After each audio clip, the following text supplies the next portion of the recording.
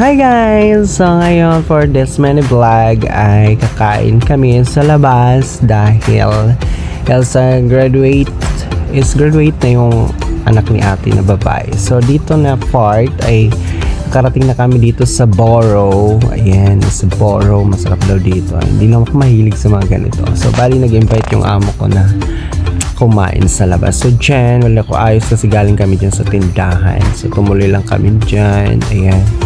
And then ito si kuya naglalakad. Tumawa siya kasi na sabi nahihiya daw siya. So ito yung Boro. Then after that, ayan, nandito kami sa taas ngayon at naghihintay. Ayan, habang minamasdan ko sila lang dyan na pumipili ng aming kakainin. So ito sa Kia ay makulit na bata.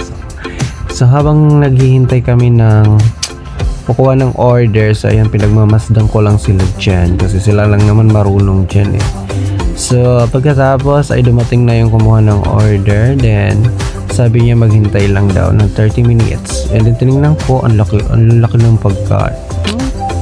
Ang mahal. So ayan, habang naghihintay ng pagkain namin talaga ay may pa tinapay sila. Tinapay ba yan o pandesal? Ewan ko. Sa ganun, libre lang yan. So ayan, yung isa inaantok na siya dyan kasi mag-10 na siguro. Then ayan ang aking madam. Then ayan yung nag-graduate na, ayan. So ayan yung kuya. And then ayan na, dumating na yung salad ng paborito ni ate. Yan ang unang dumating. Then sumunod itong si pasta. And then itong tawag na sinangag. Sinangag lang tawag ko dyan. So ayan, so ayaw ko ano pangalan yan, hindi ko alam, hindi naman ako mga mahilig sa mga ganyan. So ayan, then ayan, nag-start na kami kumain dyan. Bilabilis na lang man yung so ayan, nagamasdan ko lang muna sila dyan at nag-picture pa muna. So itong isa ay na sa akin, nagugutom na yung anak niya pero hindi naman kumakain kasi may naaamoy daw siya. So ayan, pagkatapos namin dyan, ayan, nag-start na kaming kumain. So bali masarap naman talagang pagkain nila dito. Eh hindi naman ako masyado talaga mahilig kumain. So ayan, linipat ko lang yung video at kinat kasi nahihiya ako sa kasabihin yung malaki ako kumain. Pero hindi talaga ako malaki kumain. Pag mga nagyayaya nga yung amo ko na unlimited, ay kinukuha ko na lang yung para sa akin kasi hindi lugi pa rin sila sa akin dyan. So ayan, pagkatapos namin dyan nagkumain, ayan, chika-chika muna at chika-chika muna kami dyan muna.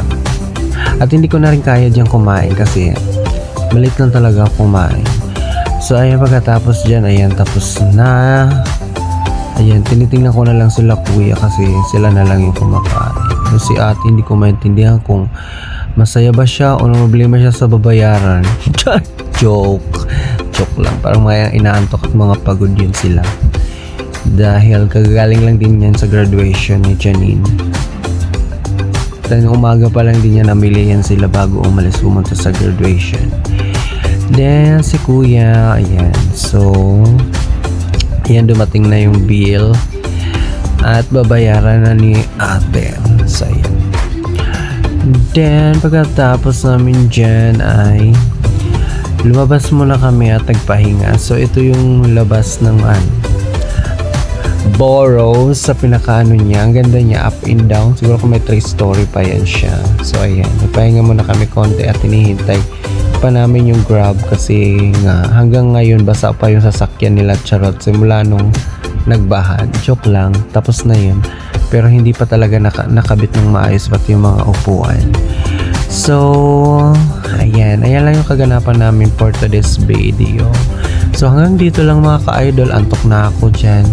So bye bye, thank you for watching.